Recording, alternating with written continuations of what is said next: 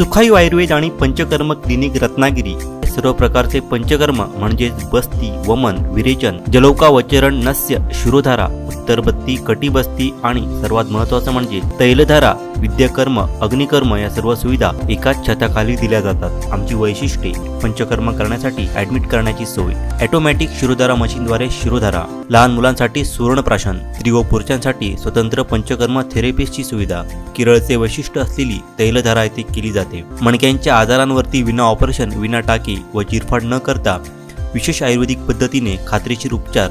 म्हणूनच कोणतेही ऑपरेशन करण्यापूर्वी, कोणताही जॉईंट रिप्लेस करण्यापूर्वी पुन्हा विचार करा आणि सुखायू आयुर्वेद आणि पंचकर्म सेंटरला नक्की भेट द्या, कारण शेवटी कृत्रिम ते कृत्रिम असतं। स्थळ doctor Pradeep Khate, BAMS MD panchakarma specialist, doctor Prajakt Ghate, BHMS ICR पुणे, सुखायू आयुर्वेद आणि panchakarma clinic, Yashodeep complex, flat number 109, Samsung शोरूमच्या वर, शिवाजीनगर, रत्नागिरी।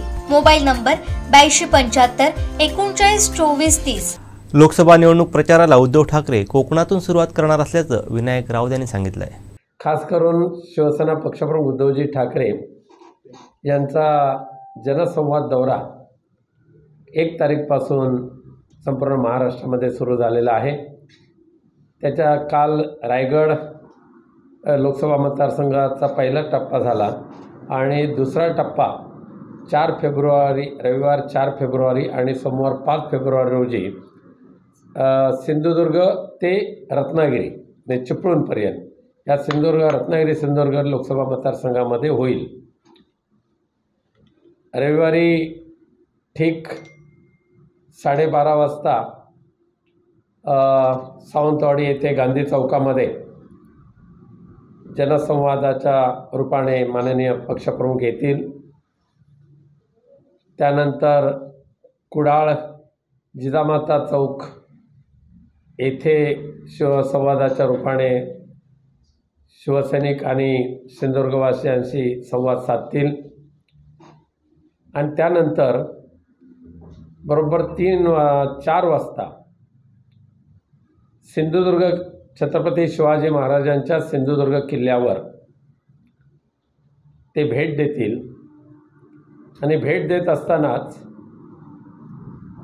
कुडाळ मालवण विधानसभा मतदारसंघाचे आमदार माननीय वैभव नाईक यांनी त्यांच्या संकल्पनेतून आणि त्यांच्या निधीतून छत्रपती शिवाजी महाराजांचा सिंहासन आणि त्यांच्या गाभाऱ्याचं जे नूतनीकरण करण्यात आलेलं आहे, मंदिराचं सुद्धा नूतनीकरण करण्यात आलेलं आहे, त्यात शिवप्रेमींना ते अर्पण करतील आणि त्यानंतर त्याच मालवणच्या जेटीवर आलेल्या शिवभक्तांना सुद्धा संबोधित करून झालं की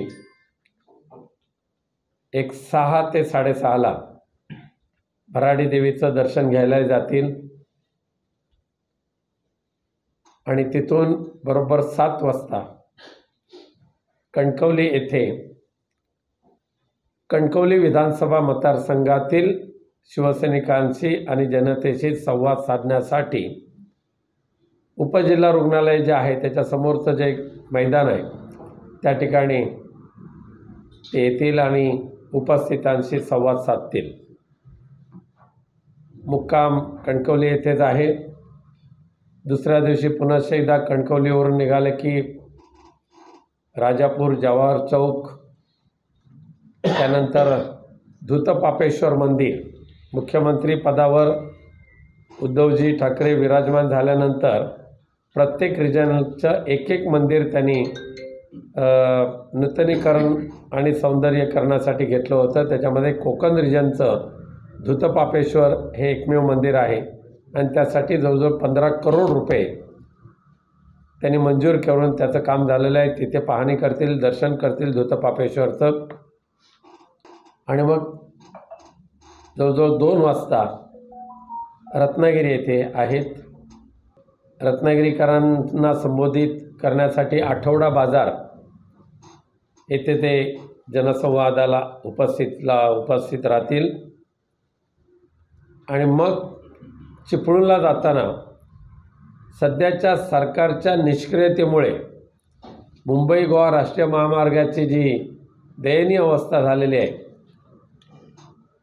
वर्षानुवर्ष आम्ही राज्य सरकारकडे, केंद्र सरकारकडे विनंती करतोय, संबंधित मंत्री महोदयांना भेटतोय, पण लाडावलेल्या ठेकेदारांचे लाड पुरवण्यासाठीच हा मुंबई गोवा राष्ट्रीय महामार्ग केला जातोय का अशी शंका येते.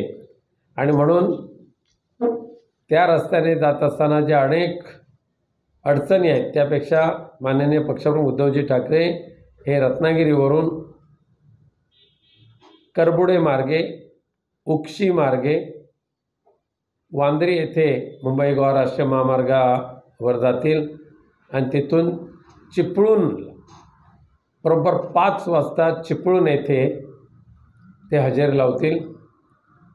आणि चिपळूण येथे इंदिरा गांधी सांस्कृतिक केंद्राच्या बाहेर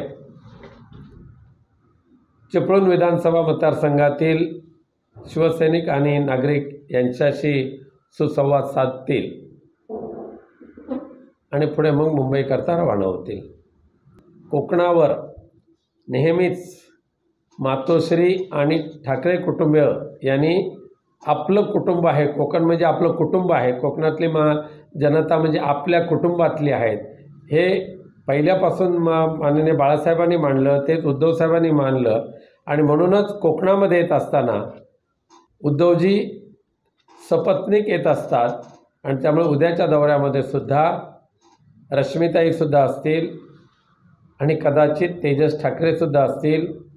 आदित्यजी ठाकरे यांचा दौरा नगर, शिर्डी इकडे असल्यामुळे ते येऊ शकणार नाहीत, पण परिवारातल्या मंडळींना भेटायला मातोश्रीचा परिवार येतो आणि मातोश्रीच्या परिवाराचं स्वागत करायला संपूर्ण सिंधुदुर्ग आणि रत्नागिरीकर खूप आनंदाने तयारीला लागलेले आहेत. की यापूर्वीसुद्धा 2 वर्षापूर्वी मुख्यमंत्री असताना पहिला दौरा त्यांनी सिंधुदुर्गचा केला. त्यानंतर आदित्यजी ठाकरेंचा खळा बैठकांचा एक संवाद दौरा झाला.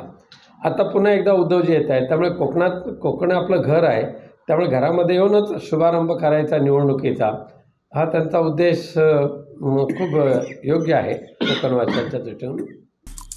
आमचे दिवसभरातले सर्व अपडेट्स, ताज्या घडामोडी आणि थेट लाईव्ह पाहण्यासाठी सबस्क्राईब करा, लाईक करा कोकणचं नंबर 1 महा चॅनल कोकण 7 लाईनचं YouTube चॅनल.